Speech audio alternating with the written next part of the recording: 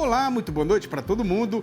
Com o compadre Raimundo na frente tocando berrante, o seu Zé Vicente no fundo cuidando da culatra, a comitiva pioneira do Terra Viva DBO na TV vai levando adiante a lida e tocando a boiada nas estradas da vida. E aproveitando a nossa parada aqui nesta freguesia para matar a saudade e contar todas as novidades, a gente convida a companheirada para entrar na folia violeira e já anuncia, então, a apresentação da prosa brindeira do dia. Com o penúltimo mês do ano presente de 2023 estando no seu trecho derradeiro e com o último já quase estreando no calendário, a hora agora é recomendada para começar a temporada de balanços a respeito do desempenho geral do nosso mercado pecuário. Pois então, falando do que foi acontecido no eito da terminação intensiva de gado, o que tem para ser contado é que a DSM Firmenich divulgou nesta segunda-feira, dia 27, o seu censo do confinamento e o resultado ficou mais ou menos dentro do que estava sendo esperado. Conforme o documento distribuído na praça, nesta temporada atual, que está perto de ser arrematada, os fazendeiros confinadores brasileiros engordaram um total de 7 milhões e 29 mil cabeças, com uma redução muito ligeira em relação ao ano passado, quando foram terminados 7 milhões e 40 mil animais. Na opinião dos especialistas da empresa nesta atividade, considerando o tamanho do rebanho nacional, com uma diferença assim tão pequena de um ano para o outro, a situação pode ser considerada como de estabilidade. E é a primeira vez que isso acontece desde 2015. Fazendo aqui uma rápida recordação, para a companheira fazendeira poder ter um ponto de comparação, de 2021 para 2022, o setor tinha registrado um crescimento de 4%.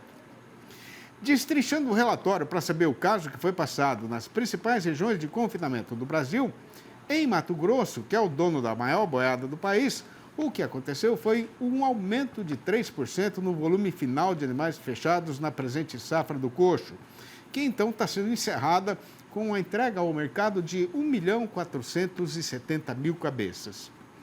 Já São Paulo foi para o outro lado, terminando o ano com 1.190.000 machos e fêmeas engordados, o que representou um esmagrecimento de 6% na comparação com o resultado do ano passado. De acordo com o pessoal encarregado da pesquisa, a previsão era de uma redução mais substanciosa na boiada confinada agora, mas o custo de produção amansou um pouco, já com a segunda rodada começada, E isso acabou animando muita gente que até já tinha desistido de fazer um investimento no confinamento. Nas contas da DSM, até setembro, o cálculo chamado de lucro por boi estava negativo, contrariando o próprio nome e indicando um prejuízo de R$ 496 por animal. Mas o vento virou e o companheiro fazendeiro confinador, que tem boi para entregar em janeiro, deve ter um lucro médio aí de R$ 794. Tendo amizade com uma turma de especialistas da melhor qualidade, a gente oferece agora aos amigos e amigas pecuaristas a oportunidade de prosear a respeito das novidades do mercado com quem mais entende deste riscado, na apresentação da nossa conversa com o analista. Olá, aqui é Nicole Santos, analista de mercado da Scott Consultoria, e hoje eu estou aqui para falar um pouco sobre o mercado do boi gordo. Então, nesse início de semana, a gente viu as cotações estáveis em São Paulo. Mas na semana passada, tanto as cotações do boi comum, destinado ao mercado interno, quanto do boi China, destinado à exportação, e da novilha, subiram. Então, o boi destinado ao mercado interno está sendo negociado em R$ 237 por arroba, o boi China em R$ 245 por arroba. Lembrando que esses preços são brutos e a prazo. Como segundas-feiras costumam ser um pouco mais paradas no mercado do boi em relação à negociação, então hoje as cotações estão estáveis nessa segunda-feira, dia 27 de novembro.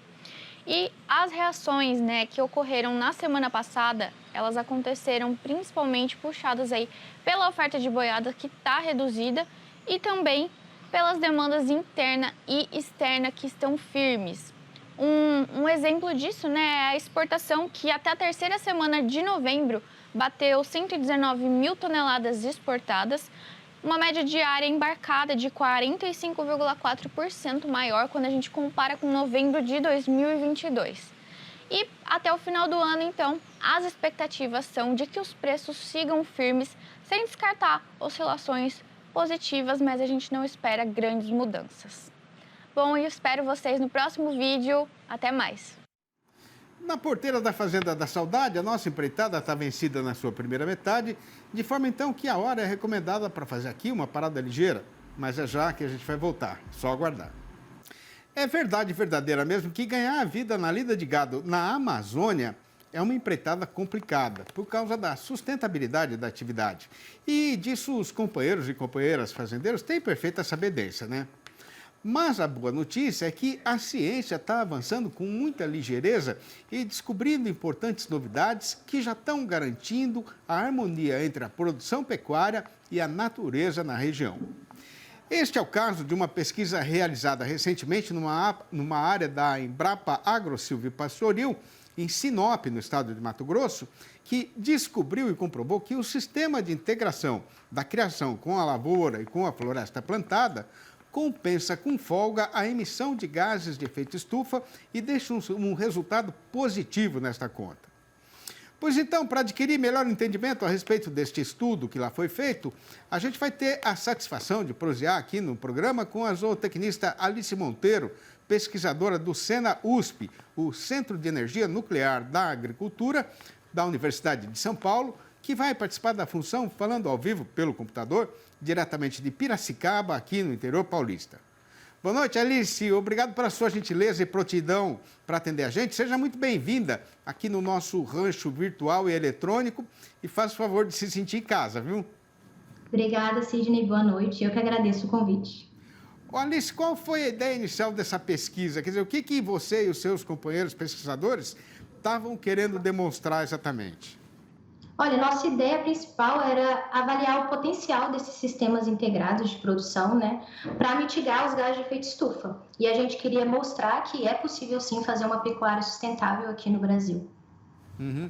Agora, como é que o estudo foi feito, Alice? Quanto tempo demorou para esse trabalho ficar pronto?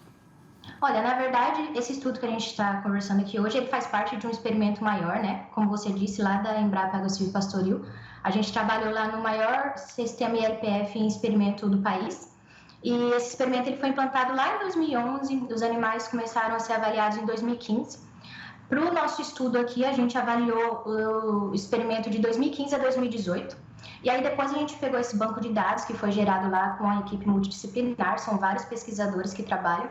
E eu fui para a França para a gente trabalhar com essa parte de modelagem, que é para avaliar essa parte de balanço de carbono. Alice, agora como é que é a área que vocês fizeram essa pesquisa lá em Mato Grosso, hein? Olha, na verdade é uma área que, como eu disse, foi implantada em Sinop. E a gente trabalhou com modelagem, então a gente tem que fazer equações, estimativas, a gente usa modelo. E a gente usou uma área de referência, a área de pastagem degradada, né? Porque como o Brasil é um país que tem aí uma vasta extensão de área com pastagens degradadas ou em algum grau de degradação, a gente queria ver se quando a gente inserisse esses sistemas integrados, ia ter uma melhora ali na qualidade do solo, do carbono do solo, quando a gente usasse esses sistemas integrados. E com os nossos resultados a gente viu que sim, é possível melhorar essa qualidade, esse carbono do solo, saindo de uma área de pastagem degradada para um sistema mais intensificado. Quer dizer, o objetivo principal nesse caso é você poder estender isso aí depois para uma área bem maior, né? Que é mais ou menos a situação de grande parte das áreas de pecuária do país, né? Sim, sim. Especialmente Mato Grosso, né? Voltado ali, muito forte na lavoura. Então, na verdade, o experimento lá da Embrapa ele foi designado para representar os sistemas que são majoritariamente lá, a gente tem em Mato Grosso, né? Então, sim, a extensão é expandir depois esses resultados dessa pesquisa. Agora, falando assim no geral, Alice, qual que foi o principal resultado encontrado aí na sua pesquisa? Olha, o principal resultado a gente avaliou 4 sistemas, né? E todos os nossos sistemas foi capaz de gerar um balanço positivo de carbono. Então, a gente tinha sistemas que acumularam mais do que emitiam. E a gente traz aí o foco de que até a pecuária exclusiva, onde a gente não tinha nenhum tipo de integração, foi capaz de gerar esse acúmulo de carbono no sistema, onde a gente tinha um bom manejo, né, desse sistema, então essa pecuária conseguiu acumular carbono. Agora, explicando assim para a gente que não é cientista, né, se por acaso tiver aí algum companheiro que ainda não sabe exatamente esse conceito, né, O que é balanço positivo de carbono equivalente? E por que isso acontece no sistema de integração? Olha, quando a gente está falando de balanço de carbono, a gente está considerando tudo que foi emitido no sistema e o que foi acumulado. Então, o balanço positivo quer dizer que o seu sistema está deixando carbono ali no sistema, entendeu? Você está acumulando mais do que você está emitindo. E os sistemas integrados, eles trazem esse acúmulo positivo, principalmente pela melhora na qualidade do solo e também pela inserção de árvores, né? As árvores, elas entram aí como um grande sequestrador de carbono dentro do sistema. Agora, como é que vocês fizeram essas contas, Alice, para chegar à conclusão de que o balanço ficou positivo? Olha, para fazer conta de balanço de carbono, a gente usa, como eu disse anteriormente, modelagem. Então, a gente tem que considerar o que foi emitido, e nesse caso a gente considera os gases de efeito estufa, que é o metano, o óxido nitroso e o dióxido de carbono. Aí, para o metano, a gente considera o metano que foi emitido pelos animais e pelo esterco. Para o óxido nitroso, a gente vai considerar o óxido nitroso que é advindo da ureia, da palhada da lavoura e também do esterco. E aí o CO2 a gente considera maquinário, o óleo diesel, o CO2 que foi feito para produzir o suplemento e o fertilizante. E depois a gente estima o acúmulo de carbono do solo e das árvores. E aí a gente obtém o balanço, diminuindo o que foi acumulado pelo que foi emitido, e é onde a gente chega nesse valor final. Agora, dos sistemas de integração que foram incluídos nesse estudo, né, Alice, qual deles que apresentou o melhor resultado, hein? Como eu disse anteriormente, a gente avaliou 4, né?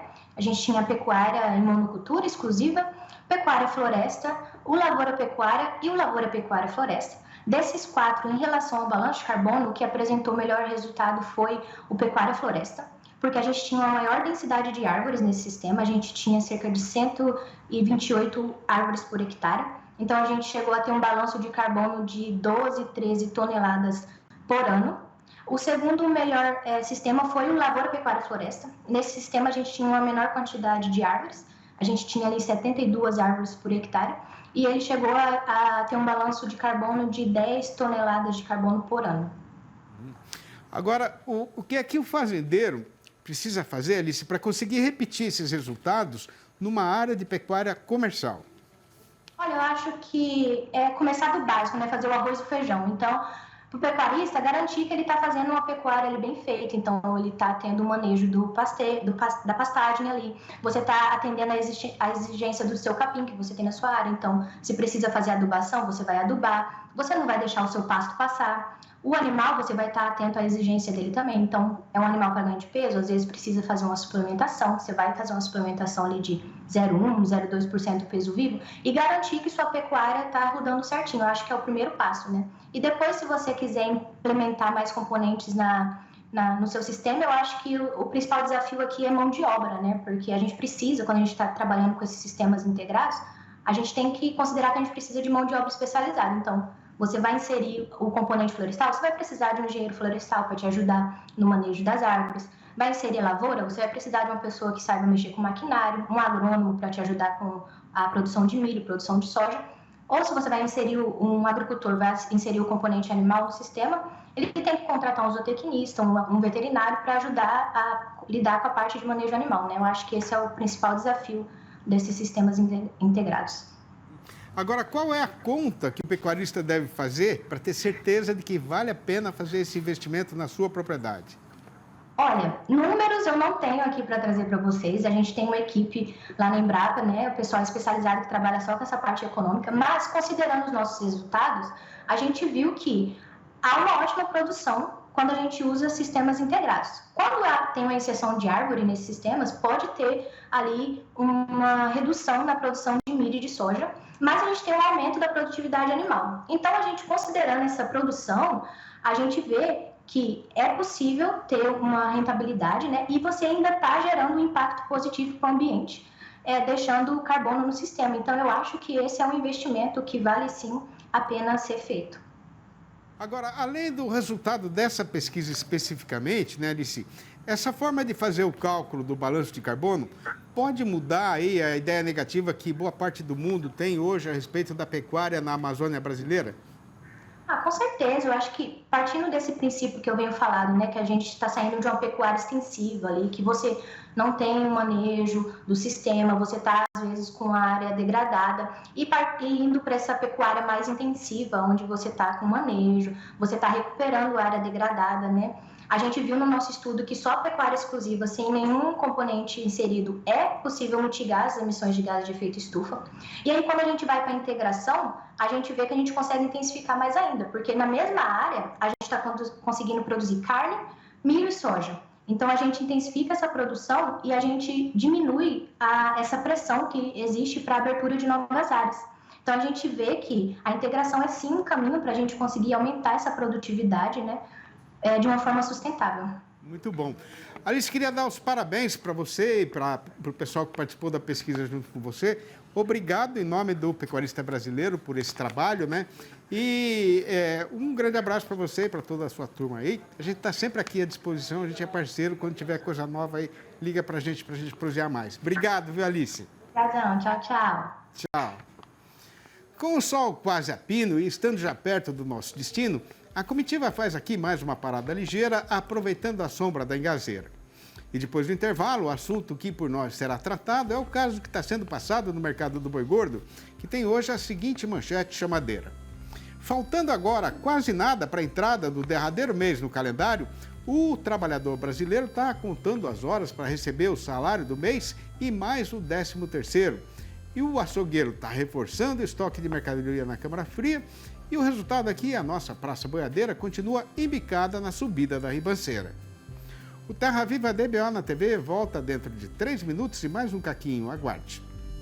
Estamos de volta e para não deixar ninguém arriscado de ser enganado pela falação que tomou conta do mercado, a gente muda agora o carretão de direção para contar o que aconteceu e o fato que se deu com o boi gordo e a sua cotação.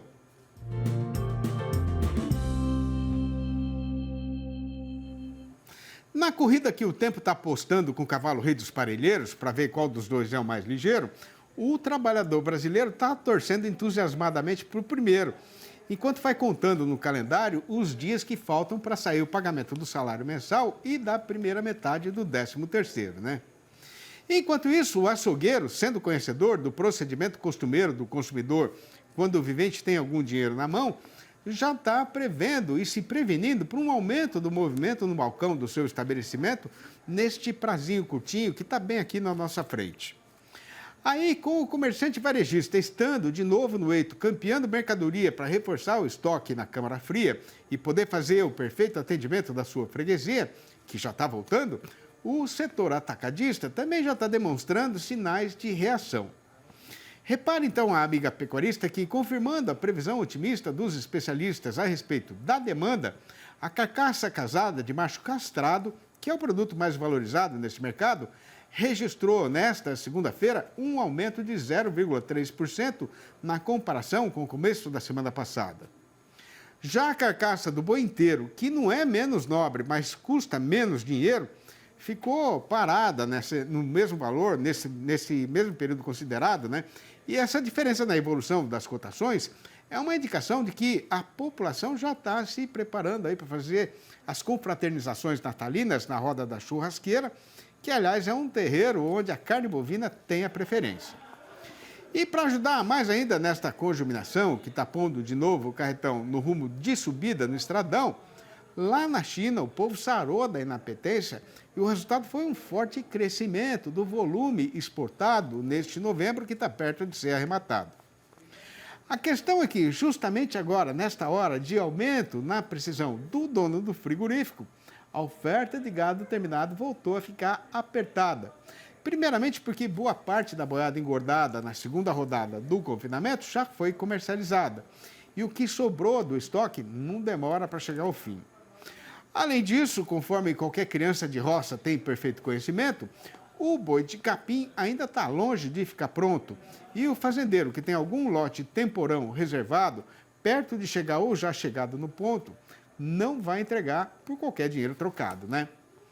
Juntando, então, a fome com a vontade de comer, a nossa Praça Boiadeira está embicada na subida da ribanceira e deve continuar nesta direção, pelo menos até o final do ano.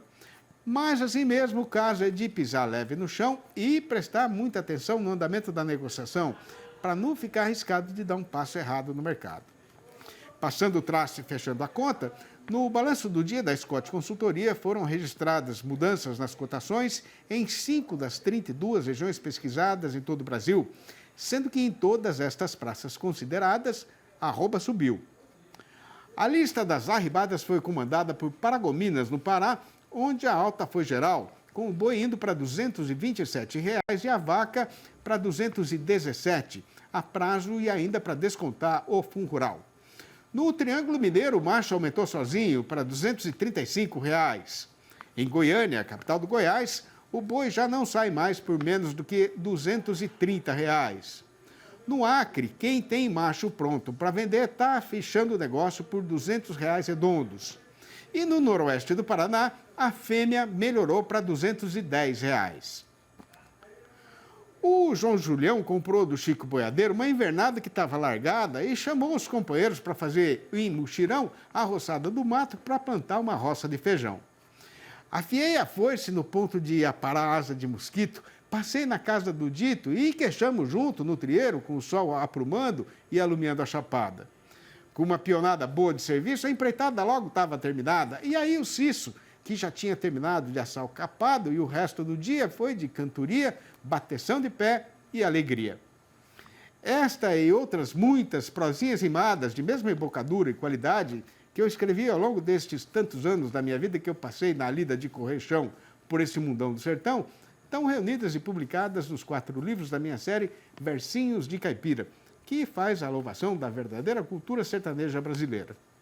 E aproveitando a ocasião da aproximação do final do ano, eu estou sugerindo para os companheiros e companheiras, boiadeiros ou não, de usar esta coleção para dar de presente para o pai, para a mãe, para o vô, para a avó e para todos os parentes e adjacentes que têm este mesmo gosto pela nossa poesia campeira.